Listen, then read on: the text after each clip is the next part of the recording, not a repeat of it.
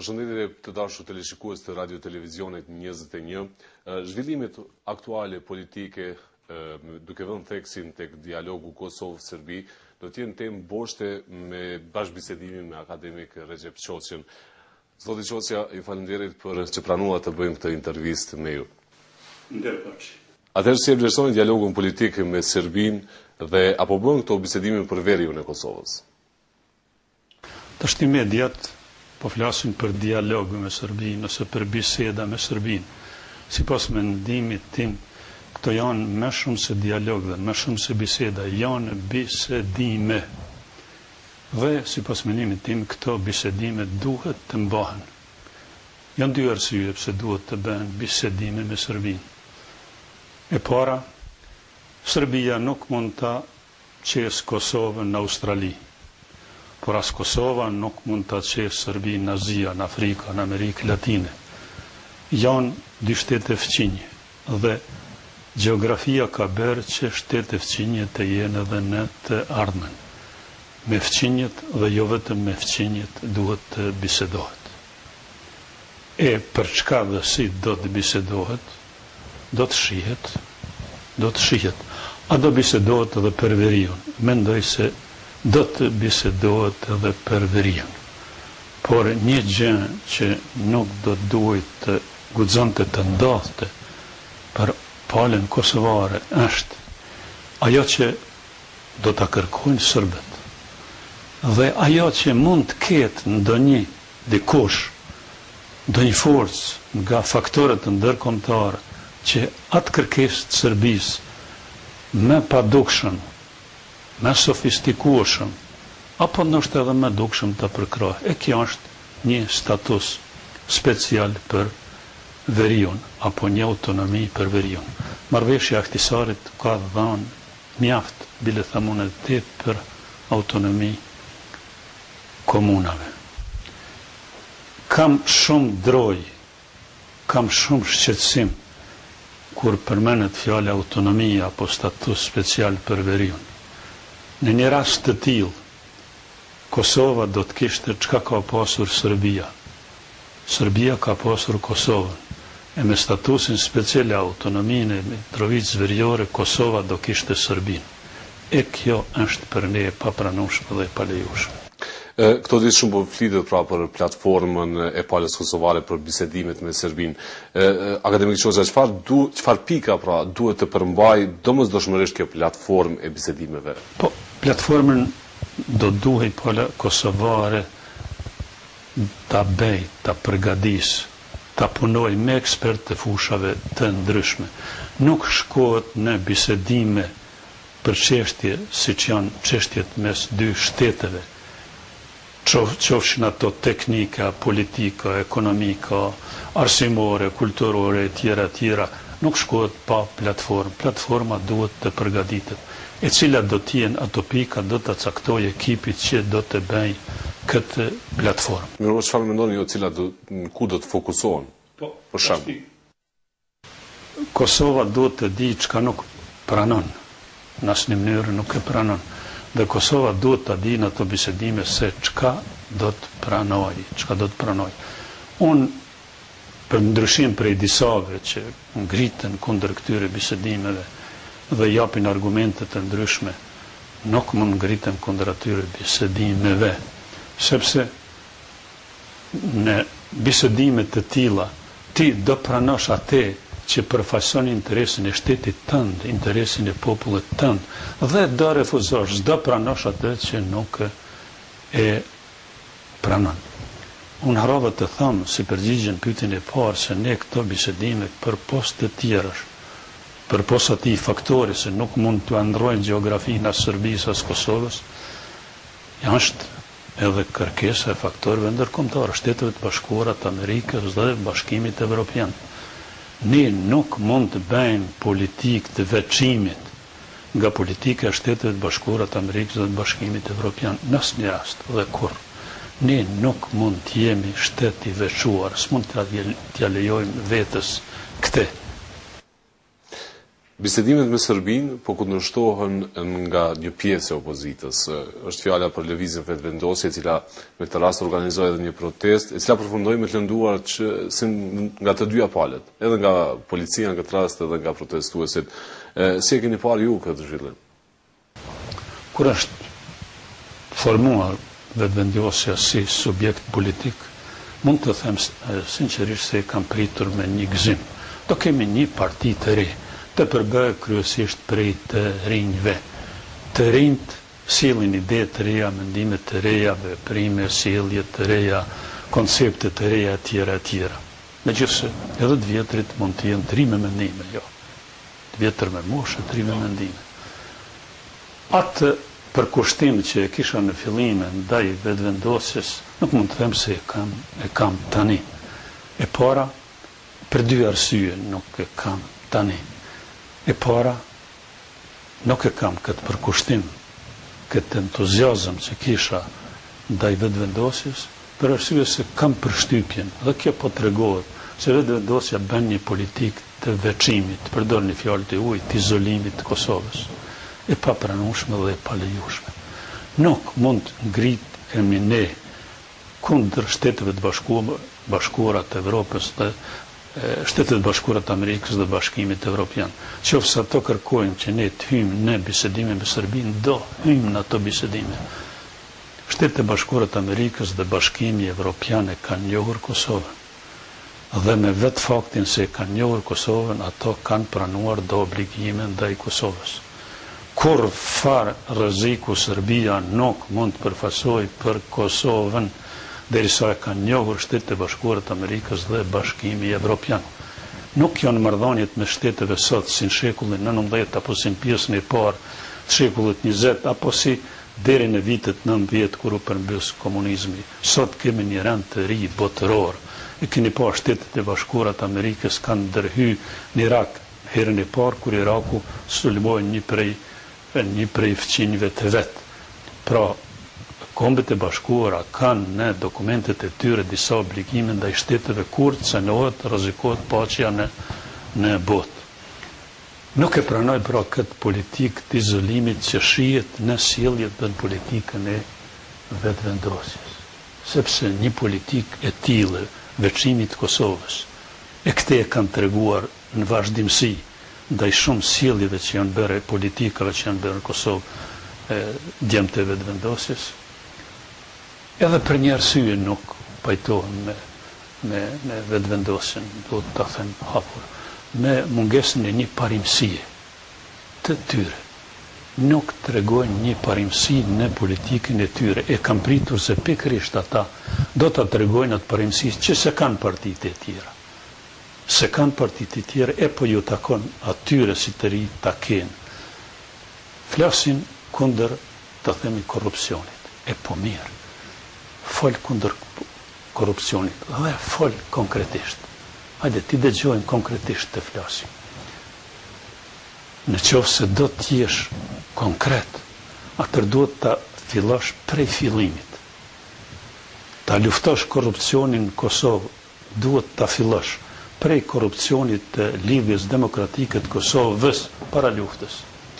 E një shembull i madh i korrupsionit politikën e Kosovës është shtëpia që Lidhja Demokratike e Kosovës me paratë e taksa paguesve të shqiptarë të Kosovës i ka ble ish kryetarit të saj. Filloja aty pra. Ajo shtëpi e blerë në mënyrë të korruptuar për një individ, një familje, duhet të nacionalizohet dhe të kthehet popullit të Kosovës.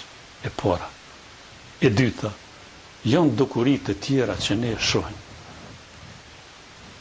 për cilat dëgjojmë, që tregojnë korrupsion. Duken të vogla, po flasin shumë, paraqesin problem të madh. Janë sjelljet korruptive në Akademinë e Shkencave të Kosovës. E po, le të urdhëroj vetëvendosja të merret me atë problem. Edhe aty, pra, edhe me atë problem të preokupohet vetëvendosja. Është problemi i politikës Shqipërisë. Kjo është parti që predikon, unë them me të drejtë, shumë arsyeshëm, idenë e bashkimit Kosovës me Shqipërinë.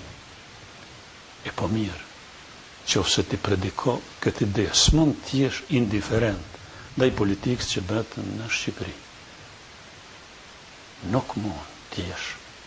Nuk mund të shkosh në Shqipëri, si të shkojnë përfaqësues të vetëvendosjes, e ti heshtë një varg dukurish që s'janë për t'u heshtur, që janë dukuri, sjellje politike, veprime, ndaj cilave duhet të reagojë çdo kush që predikon idenë e bashkimit Kosovës, bashkimit kombëtar, bashkimit Kosovës me Shqipëri. Qofse në protestat e janarit vitit kaluar vritën 4 djem që i ka bërë nëna, që i ka rrit nëna, që kanë grua, që kanë fëmijë, që kanë prind, që kanë motra, vritën. Po haka i hile, i vret pushteti sepse mundet. Si do mbyllish gojën ti për hir të një kryeministri që i vret, që është përgjegjësi kryesor se i ka vrarë, e po kjo s'mund pranohet. S'ka parimësi në atë politikë që hesht ndaj kësaj vrasjes. Në qoftë se digjen ata që bëjnë grevë urije në Tiranë, ishtë burgosur politik, digjen, ja fusin vetës flakën e i panë, duke u lagur me benzinë dhe duke kallë vetën, dhe ti hesht, çfarë parimësi e keti? Për hatër të kuj po hesht? Për çfarë ideje po hesht? Çfarë interesi ke ti? E vetëvendosja po hesht. Se pranoj këtë heshtje, unë i kuptoj këto partit tjera, që kanë do koncepte. Se pranoj heshtjen. Urna. Si që thamë atë që në protesta ka rezultuar me të lënduar qoftë edhe nga policia. Tashti, flasim edhe për këte. Tashti, protestat, unë i përkra protestat e demonstratat e grevat, i përkra, janë institucionet e demokracisë. Por, nuk mund i përkra disa sjellje.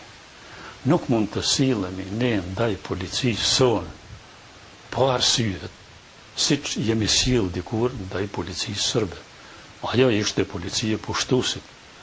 Ajo ishte policia tyne që ushtronin dhune, terrorën mbi popullin tonë. Dhe ndaj tyre jemi sjell aq sa kemi mund në mënyrën përkatëse. Policia jonë janë djemt tonë, janë vajzat tonë, ne i kemi rritë.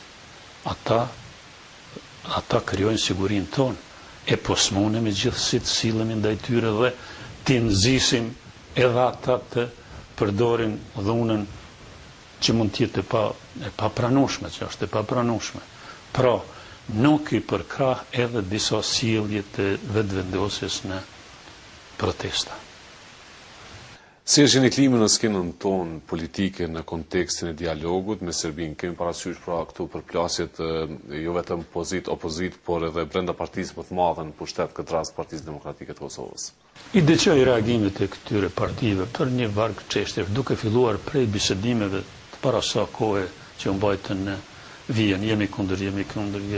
Mandej ndaj disa masave që janë marrë në veriun e Kosovës, në Mitrovice të tjera, edhe të ndaj disa masave të tjera. Unë po them se deri diku me përjashtimet vetëvendosjes, këto partitë e tjera, të gjitha ato që ja mohojnë qeverisë, që i kundërshtojnë, që i bënd të qeveria, si ta themi në veri të Kosovës, apo disa masat të tjera, të gjitha po të ishin pushtet do i bënin ato që i bënd qeveria. Ato masa që i dërë qeveria do i mërnin edhe ata. Ato sjellje politike që i bënd qeveria do t'i bënin edhe ata të ishin në pushtet. I kemi provuar, i kemi parë në pushtet, kom aq përvoj, aq mosh, sa që i kam poja, nuk janë shumë vjetë, janë 12 vjetë prej çlirimit, prej pushtimit të Serbisë, dhe i kemi poja si janë sill, dhe dim si do sill shin. Prandaj, një varg reagimesh të tyre, më duken reagime retorike për nevojat të zgjedhjeve, nevojat të tjera, po në praktik do ishin si sjelljet apo si politika e qeverisë. Sa i përket tani disa mosmarrveshjeve të shfaqura brenda Partisë Demokratike të Kosovës, mund të them se i kam dëgjuar, i kam përcjell, i kam perceptuar me një shqetësim. Pra, me një shqetësim, nuk me kanë pëlqyer. po thonë se ato janë shprehje e demokracisë së mbrëmshme. Pa dyshim se Partia Demokratike e Kosovës mund të arsyetohet në atë mënyrë se janë shprehje e demokracisë së mbrëmshme të Partisë Demokratike të Kosovës. Por mënyra si po të tregohen ato mospajtime dhe arsyet që kanë nxitur ato mospajtime janë më shumë se sa mospajtime që mund të arsyetohen me nocionin janë shprehje demokracisë së mbrëmshme. Ka diçka që në atë parti mund mos tjetë në rregull. Ka diçka që mungon në atë parti. Ka për mendimin tim një mungesë të demokracisë në atë parti që i shkakton disa përplasje të mbrëmshme. Ata janë ndjem që e kanë provuar luftën, që kanë bërë luftën, që e din çka do të thotë lufta, që kanë bërë sakrifica të mëdha. Unë them se ajo partia që përfaqëson interesin më të madh për Kosovën dhe sigurinë më të madhe, është partia që më shumë se të tjerave mund t'i besohet, pra Partia Demokratike e Kosovës dhe Alianca për Ardhmërinë e Kosovës janë partitë të luftës. Prandaj ato mospajtimet e tyre të mbrëmshme, ashtu si janë treguar, nuk janë të mira. Për mua janë të dëshiruara dhe janë shqetësuese. Në këtë rast është folur edhe për një koalicion të mundshëm mes Aleancës për Ardhmërinë e Kosovës dhe Partisë Demokratike të Kosovës. Çfarë mendoni? Nuk e di, ajo punë e tyre tashtia, mund të bëhet, kur do të bëhet, si do të bëhet, është punë e tyre. Po i dëgjoj disa formulime që përpara se kusht për të arritur kjo aleancë duhet kjo të bëhet. Nuk mund vënë kushte të tilla, s'paku jo para opinionit, para se ta hyjnë në biseda për të bërë atë aleancë. Po ky koalicion i tashëm që është, mendoni që është i qëndrueshëm? Qëndroi deri tani. Se di a do të mund të qëndrojë deri në fund. Po deri tani u mbajt ai koalicion. Për mua jo shumë i natyrshëm që prej fillimit, po qëndroi. A do qëndrojë deri në fund, mund ta shohim. Do të themi edhe një çështje, pra shumica e marrëveshjeve që janë arritur me dialogun ashtu quajtur teknik mes Kosovës dhe Serbisë nuk u zbatuan nga Serbia. Presin se Serbia do t'i zbatoj marrëveshjet që do të arrijë në këtë dialog që në këto bisedime? Pasi që ato teknik nuk u zbatoj. Ato marrëveshjet e arritura përpara, a do i realizoj? Tashti në pushtet në Serbi janë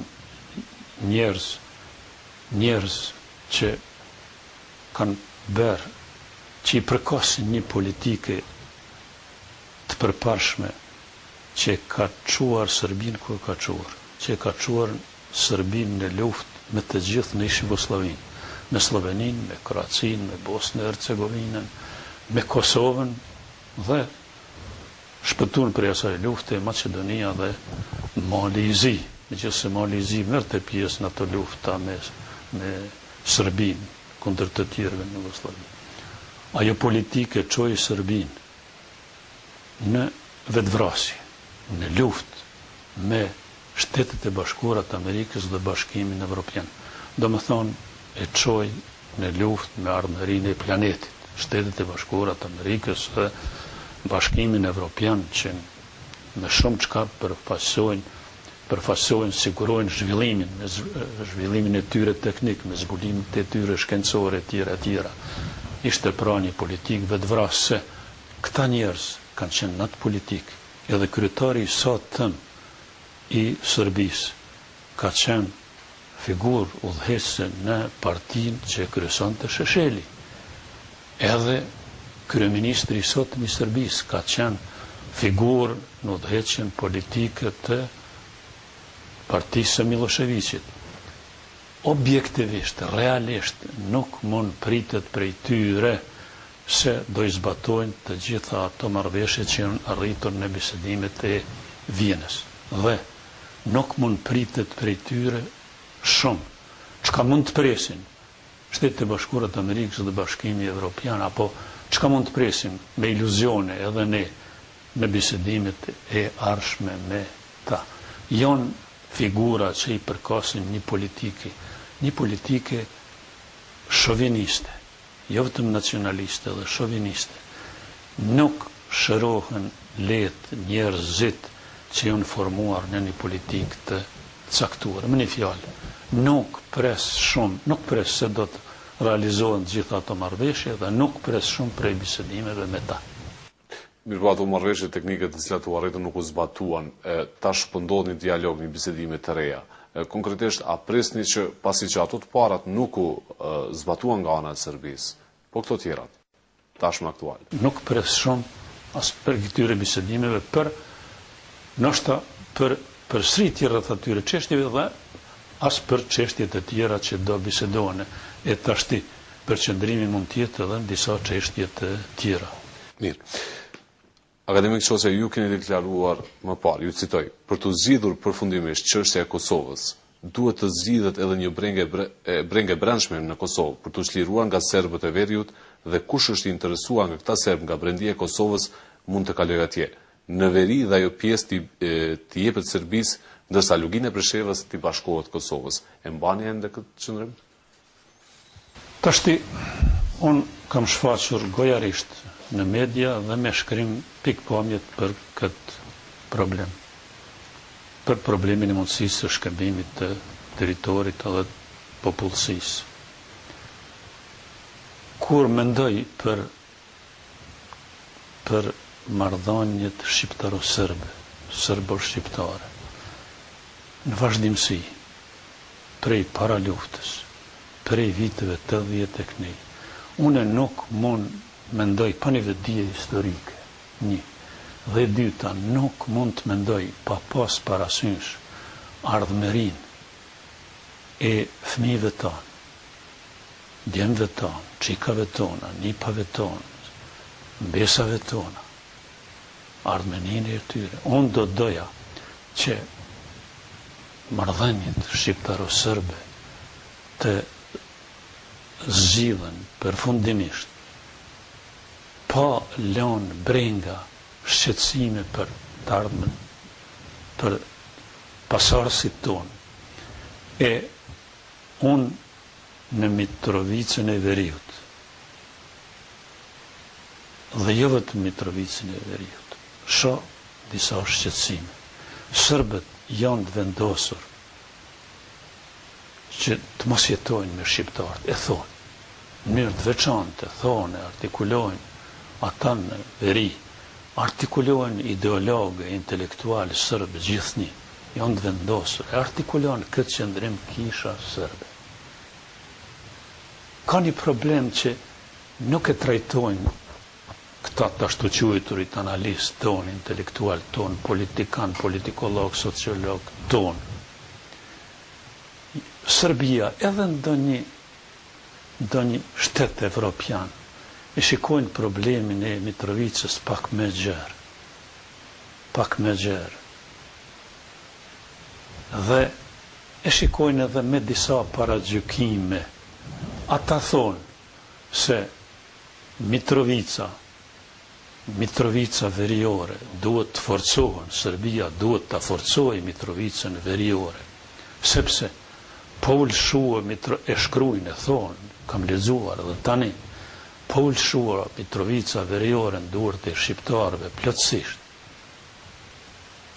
Serbët mund të dhe shpërngulën prej aty, dhe mandej, thonë ata, krijohet e ashtu, kjo është një paragjykim i tyre dhe jo vetëm i tyre, dhe i dikujt në Evropë.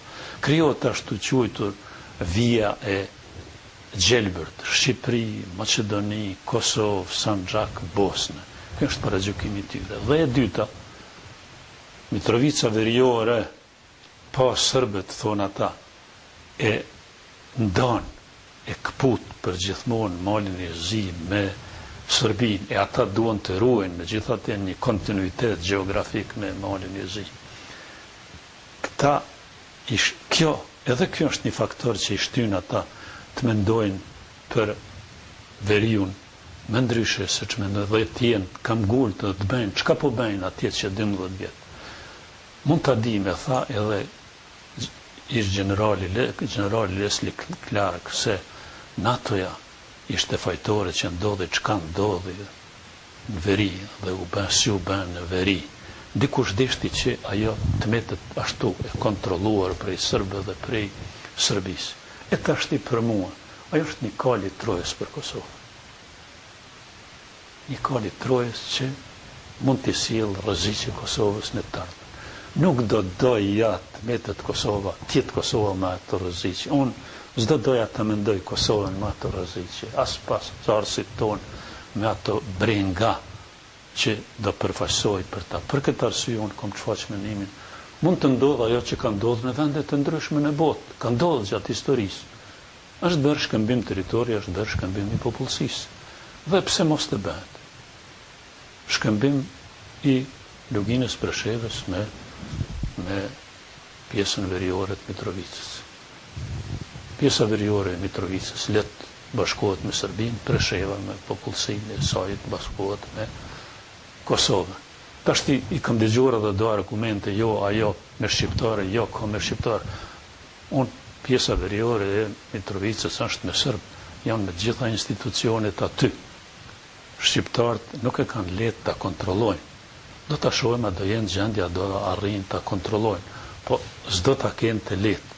Unë do doja të zgjidhet problemi që Kosova tjetë pa atë kalë Trojës, pa atë rrezik. Qofse serbët tjerë dëshirojnë, kanë vullnet që të shpërngulin atë pjesë të Kosovës, pjesën veriore, Mitrovicën veriore, aq më mirë, thamë. Aq më mirë do zgjidhej problemi për Kosovën tërësi dhe për ata e për shqiptarët. S'ka asgjë të keqe këtë. Unë të gjitha këto menime po i bazoj në vullnetin e njerëzve, në dëshirat e njerëzve, në mendimet që mund të shprehin në vullnetin edhe të Kosovës si shtet, edhe të Serbisë si shtet. Tashti faktorët ndërkombëtar janë kundër kësaj ideje. Faktorët janë kundër kësaj ideje, po jo, ka intelektual, ka analiste, ka studius, ka historian, edhe në Shtetet e Bashkuara të Amerikës, sidomos Shtetet e Bashkuara të Amerikës, që flasin për një mundësi të tillë të shkëmbimit territorit, që do siguronte paqen e përhershme në këtë pjesë të Ballkanit. Pra ka, shtetet janë kundër kësaj ideje për arsye. Thonë se mandej mund të kërkohet edhe në vende të tjera, në hapësira të tjera, në territore të tjera, kjo shkatëton lëvizje të kufive. Mendojnë ashtu dhe thonë ashtu. Unë po flas për Kosovën, për këtë gjendjen të unë dhe për Serbinë, për këtë pjesë të Ballkanit. Dhe krejtësisht në fund, akademik Qosion, kam një pyetje jashtë kësaj temës boshte të intervistës. Ju jeni prej vitësh antari i Akademisë së Shkencave dhe Arteve të Kosovës, po shpesh keni paraqitur qëndrim me ton kritik për punën dhe mënyrën e funksionimit të kësaj akademie. Si e shihni nga këndvështrimi sotëm e curinë e veprimtarisë të këtij institucioni më të lartë të shkencës dhe artit në Kosovë? Akademia e Shkencave dhe Arteve të Kosovës dikur është trajtuar si një institucion përfaqësues, reprezentues, si ta themi, në radhë të parë. Në radhë të parë.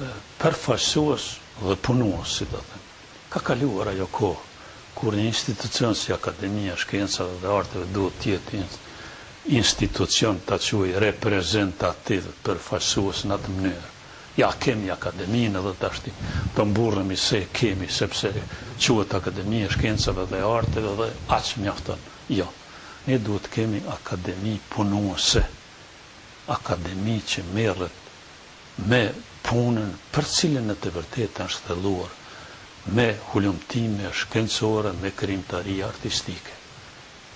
Duhet të merret dhe të japë dëshmitë e ekzistencës së vet me punë konkrete shkencore dhe artistike. Akademia e Shkencave këtë nuk e bën. S'ka mundësi ta bëj. Nuk ka mundësi, për shkak të përbërjes së saj. Unë e them hapur, e kam thënë edhe përpara. Akademia e Shkencave është sot një institucion, po thuaj një partie, një institucion shkencor, artistik, një partie. E kam thënë, ata dalin në konferenca shtypi tashti e i shtrëmnojnë faktet. Edhe thonë Akademia e Shkencave ka një antar sot lidhjes demokratike. Unë kam folë, sa antar të lidhjes demokratike të Kosovës janë pranuar në atë akademi. E në atë akademi janë pranuar 12 antar të kryesisë dhe të Këshillit të Përgjithshëm të Lidhjes Demokratike të Kosovës. Disa kanë vdekur prej tyre, kanë vdekur. Nuk janë më gjallë.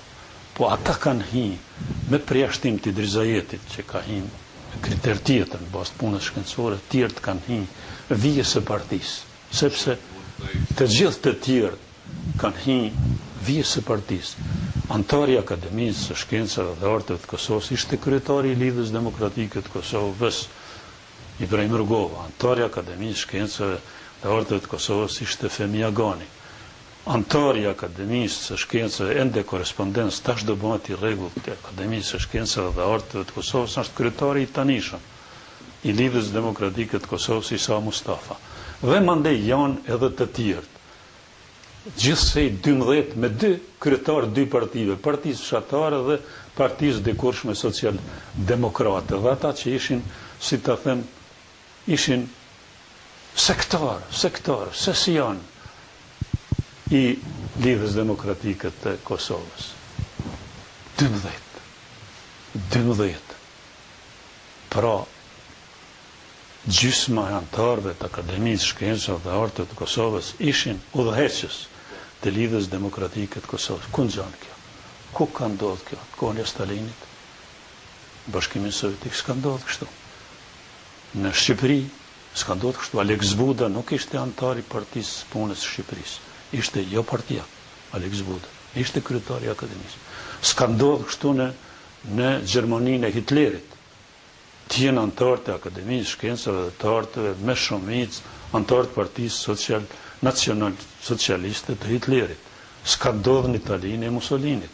Së ndodhë sot kurku që gjysma antarëve të një akademie t'jenë udhëheqësit prej kryetarëve, nën kryetarëve dhe antarëve tjerë të kryesisë të Këshillit të Përgjithshëm të përbëjnë pra gjysmën e antarëve të një akademie.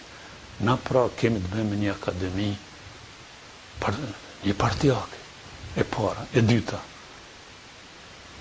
Një seksioni gjuhën letërsi, e drejton këtë akademi që 25 vjetë. Një seksioni gjuhës e letërsisë, 25 vjetë, e janë 4 seksione aty. Edhe 3 seksione të tjera, shkencat shoqërore, shkencat natyrore, shkencat matematikore, teknike matematikore, si që unë. Ku ndodhë kjo? Dhe, jo vetëm që drejton akademin, me kryetarin në kryetar, një seksion, por e drejton edhe një grup njerëzit prej një veni. 4 vetë të luginës Preshevës këmbehen në cilësinë e kryetarit të akademisë që 25 vjetë. Këta janë, si dini, nuk i dini ju, Nejat Daci, Recep Ismaili, Hivzi Islami, Idrizajet, ja u bën 4. Janë të asajane.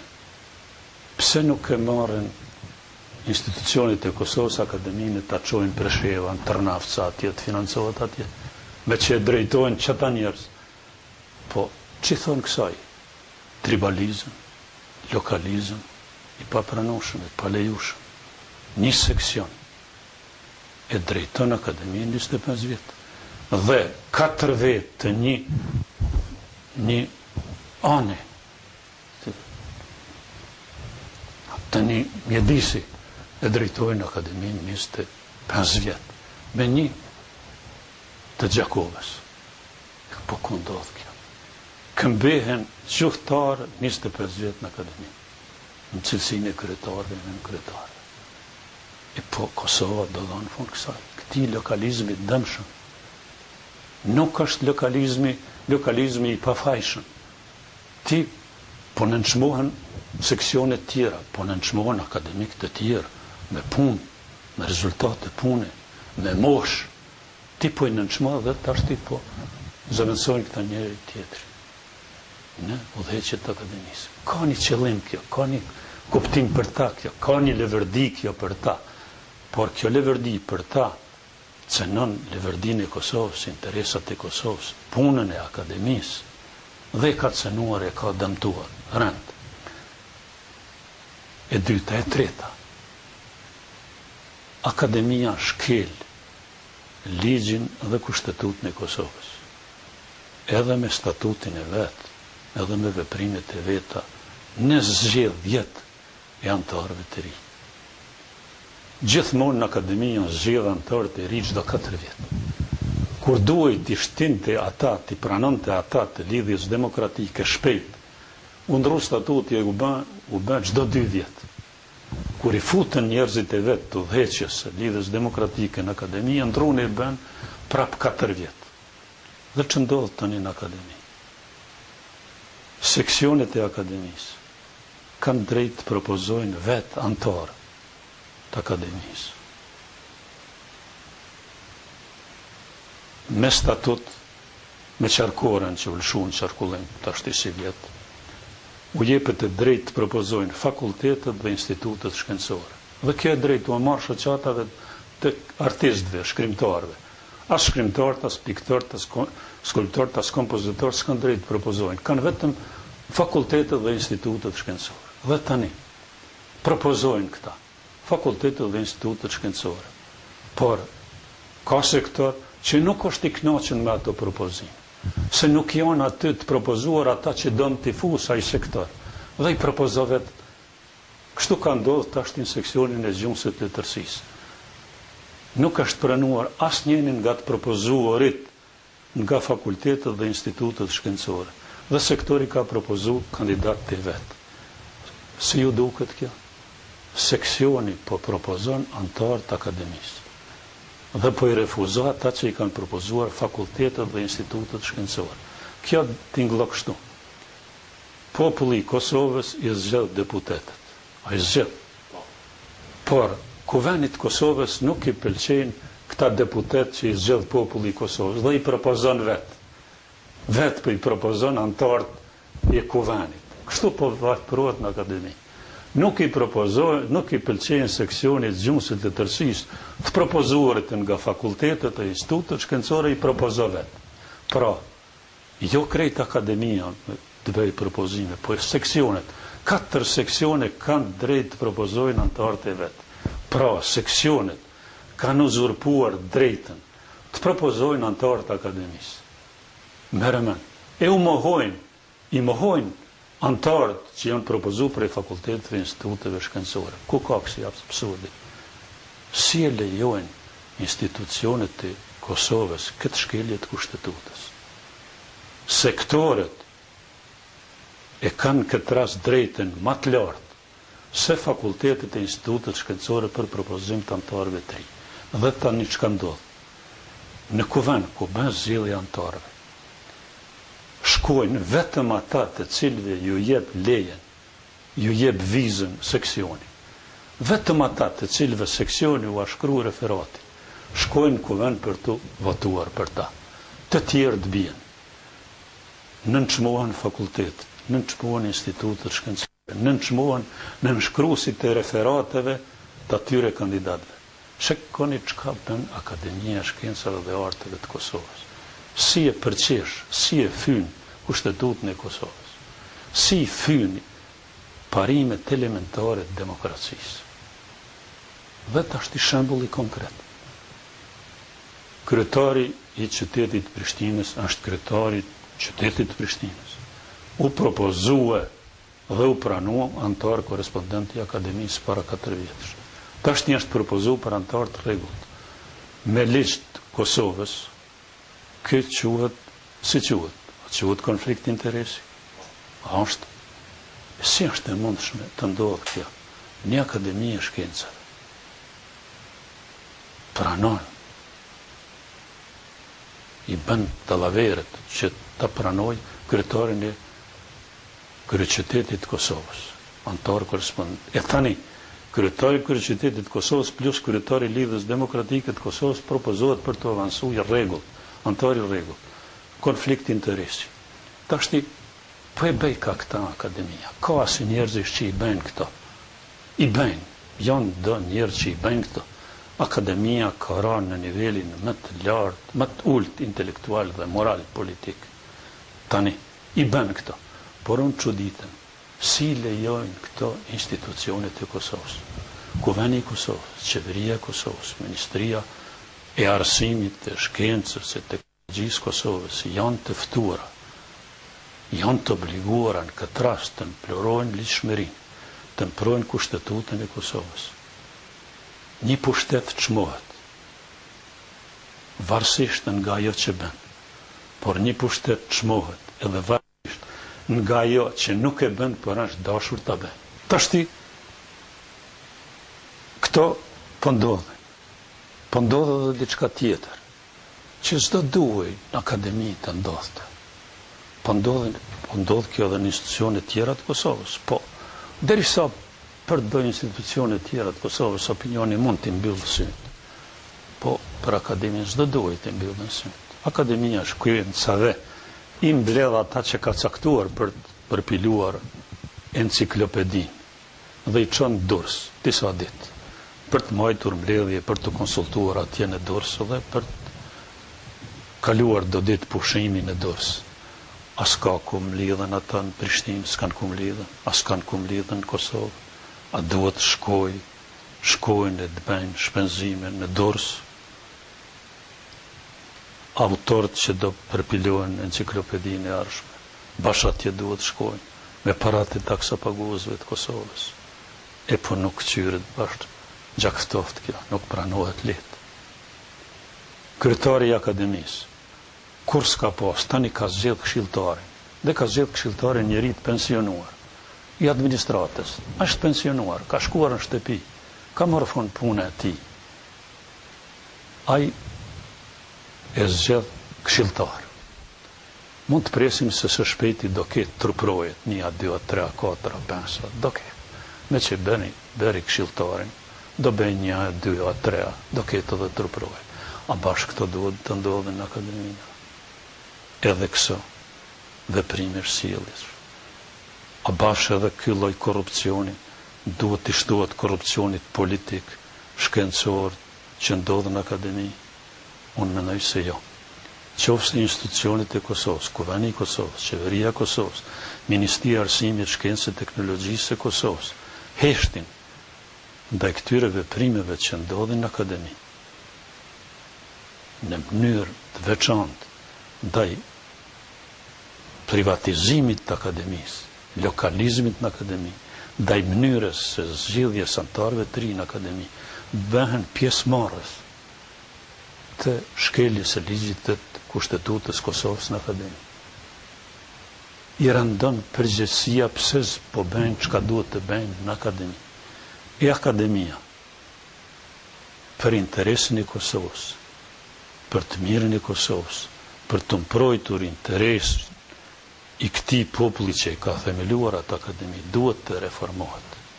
Duhet të ndryshohet akademia. E të reformohet, do të thotë të bëhet një akademi bashkohore, me koncepte bashkohore, për përbërjen e saj, për strukturën e saj dhe për punën e saj. Akademia po bën punë, keni pa me njerëz të jashtëm, s'ka njerëz brenda që mund të bëjnë punë. E ke pa disa janë, një numër i tyre janë detyra politike, në funksione politike, s'mund bëjnë gjë në akademia. Edhe s'do të bëjnë kur, janë kaput, s'kan edhe ndonjë punë shkencore të vlefshme. Akademia duhet të aftësohet për punë. Dhe kjo do të aftësohet për punë kur antarët saj pranohen njerëzit që e meritojnë, jo shokët e miqtë e ilakate, mësuesit e bashkëpunëtorët partijake të atyre që sot të drejtojnë akademinë.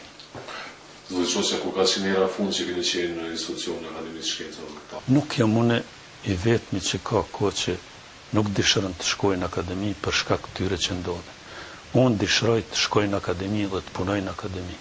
Unë kam bërë një propozim në akademi me kërkesën e akademisë për krijimin, hartimin e historisë së letërsisë shqipe. E kanë lënë atë projekt. S'ka kush punon në ta. Do punoj vetëm unë, të tjerët janë të angazhuar në punë të tjera. S'kan pranuar njerëz që janë të aftë të merren me këtë punë. Unë jam i gatshëm dhe dëshiroj të punoj në akademi. Dhe atë dakik kur të krijohen kushtet për punë, unë do të jam i përditshëm në akademi. Unë të falenderoj shumë për bisedën, për kohën që Na ke duruar. Edhe unë ju falenderoj ju.